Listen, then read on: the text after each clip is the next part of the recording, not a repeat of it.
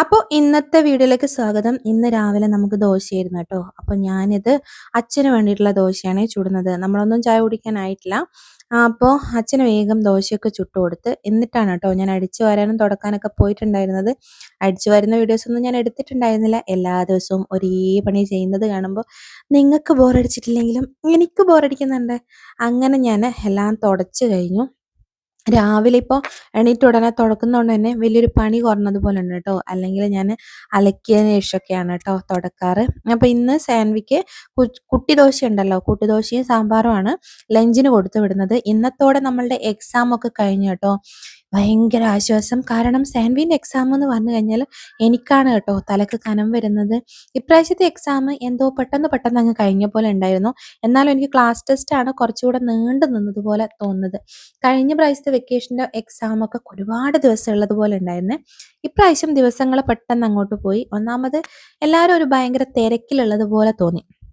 എനിക്കാണെങ്കിൽ 2-3 ദിവസം ഈ പ്രമോഷൻ്റെ വീഡിയോസ് എടുക്കാനുണ്ടായിരുന്നു. പിന്നെ വസുവിന് സുഖമില്ല. അങ്ങനെ എന്തൊക്കെയോ തിരക്കുകൾ കൊണ്ട് ദിവസങ്ങൾ വേഗം അങ്ങോട്ട് കഴിഞ്ഞു പോയിട്ടുണ്ടായിരുന്നേ. പിന്നെ അടുത്ത പരിപാടി മുടികെട്ടുക എന്നുള്ളതാണ്. ഈ ഒരു മുടികെട്ടുമ്പോൾ ഞാൻ എന്നും എൻ്റെ അമ്മേനെ ആലോചിക്കും കേട്ടോ. കാരണം ഞാൻ പല വീഡിയോസിലായിട്ട് പറഞ്ഞിട്ടുണ്ട്, ഞാൻ സ്കൂളിൽ പഠിക്കുന്ന സമയത്ത് എനിക്ക് മുടി കെട്ടിയാൽ ഒട്ടും വൃത്തിയാവില്ല, ഇഷ്ടാവില്ലായിരുന്നേ. അമ്മ എങ്ങനെ കെട്ടിയാലും ഞാൻ അടിയുണ്ടാക്കും. അങ്ങനെയല്ല, ഇങ്ങനെയാണ് കെട്ടേണ്ടതെന്ന് പറഞ്ഞിട്ട്. അപ്പോൾ ഇപ്പോൾ സാൻവി അത്ര വലിയ പ്രശ്നക്കാരിയല്ല. പിന്നെ കുറച്ച് പറയും, അല്ലാണ്ട് അധികമായിട്ടൊന്നും അങ്ങനെ പറയൂല കേട്ടോ. അവിടെ പൊന്തി ഇവിടെ പൊന്തി എന്നുള്ള പ്രശ്നങ്ങളൊന്നുമില്ല. കാരണം എൻ്റെ ഒരു വഴക്ക് കിട്ടിയാൽ തീരുന്ന പ്രശ്നങ്ങളെ ഓക്കുള്ളൂ.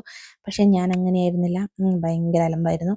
പിന്നെ പോകാൻ നോക്കുമ്പോൾ ഉള്ള ഒരു പഠിത്തമാണ് കേട്ടോ. ഇത്രയും സമയം കിട്ടിയിട്ട് പോകാൻ നോക്കുമ്പോഴാണ് ഓൾ മനസ്സിരുത്തി ഒന്ന് വായിക്കുന്നത്.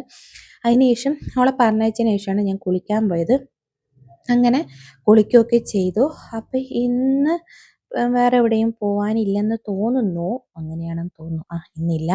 അപ്പോൾ ഞാൻ രാവിലെ തന്നെ ഒന്ന് മേക്കപ്പ് ഒക്കെ ചെയ്യാമെന്ന് വിചാരിച്ചു. കാരണം ഇതൊക്കെ വളരെ ചുരുക്കമായിട്ട് ചെയ്യുന്ന ഇതാണ്. കാരണം പല ദിവസങ്ങളിലും രാവിലെ വലിയ മൂഡുണ്ടാവില്ല. കുളിക്കും, അത്ര തന്നെ. പിന്നെ ഈ മേക്കപ്പും കാര്യങ്ങളൊന്നും ഉണ്ടാവില്ല. മേക്കപ്പ് എന്ന് പറഞ്ഞാൽ വലിയ കാര്യമായിട്ടൊന്നും ഇല്ല. ഒന്ന് ഐലൈനർ ഇടും, പൊട്ടിടും, അത്ര തന്നെ. അതിന് ശേഷം ദോശയും സാമ്പാറും ചട്നിയും ഇഷ്ടപ്പെട്ട ബ്രേക്ക്ഫാസ്റ്റ് തന്നെ വളരെ വിശദമായിട്ടിരുന്ന് കഴിക്കാമെന്ന് വിചാരിച്ച് കഴിക്കുകയാണ്. വസ്കുട്ടൻ എണീറ്റിട്ടില്ല കേട്ടോ.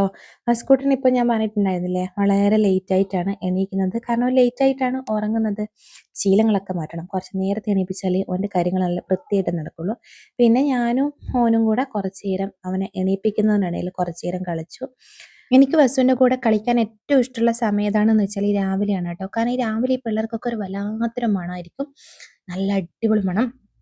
പിന്നെ എന്ന് വെച്ചാൽ നമ്മൾ പറയുന്നത് പോലെ കേൾക്കുന്ന ഒരു സമയമായിരിക്കും കേട്ടോ ഈ ഒരു സമയം.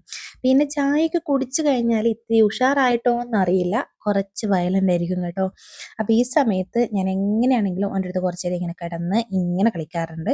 അപ്പോൾ ഇന്നിപ്പോൾ ഇവൻ്റെ ശീലമാണെങ്കിൽ ലേറ്റായിട്ട് എണീക്കുന്നത്. ഇല്ലെങ്കിൽ സാൻവി പോകുന്നതിൻ്റെ മുന്നേ ഒക്കെ അവൻ എണീക്കായിരുന്നേ. അങ്ങനെ കുറച്ച് നേരം അവൻ്റെ അടുത്ത് കളിച്ച് പിന്നെ അവൻ എണീപ്പിച്ച് പല്ലൊക്കെ തേച്ച് ചായയൊക്കെ കൊടുത്ത് അങ്ങനെയാണ് പിന്നെയുള്ള പണികൾ. പിന്നെ ബാക്കിയുള്ള പണികളൊന്നും കാര്യമായിട്ടില്ല. എല്ലാ പണികളും രാവിലെ അങ്ങോട്ട് കഴിയുന്നതുകൊണ്ട് തന്നെ വേറെ പണികളൊന്നും കാര്യമായിട്ടുണ്ടായില്ല. അപ്പോൾ പിന്നെ ഞാനും ഓനും കൂടെ പിന്നെയും കുറച്ച് നേരം ഇവിടെ ഇങ്ങനെ കിടന്നു കേട്ടോ. ഓൻ്റെ ഡ്രസ്സൊക്കെ മാറിയിട്ട് ഓൻ എന്നെ എന്നെ എന്തിനോ ഇങ്ങനെ കെട്ടിപ്പിടിച്ച് ഉമ്മ എന്നൊക്കെ പറയുന്നതാണ് കേട്ടോ.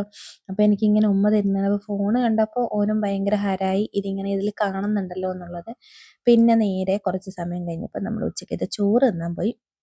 ഇന്നലത്തെ മീൻകറി ഉണ്ടായിരുന്നു കേട്ടോ. അപ്പം ഞാൻ വേഗം അത് ചൂടാക്കി. എനിക്ക് തലേ ദിവസത്തെ ഭക്ഷണത്തിനോട് ഭയങ്കര ഇഷ്ടമാണ്.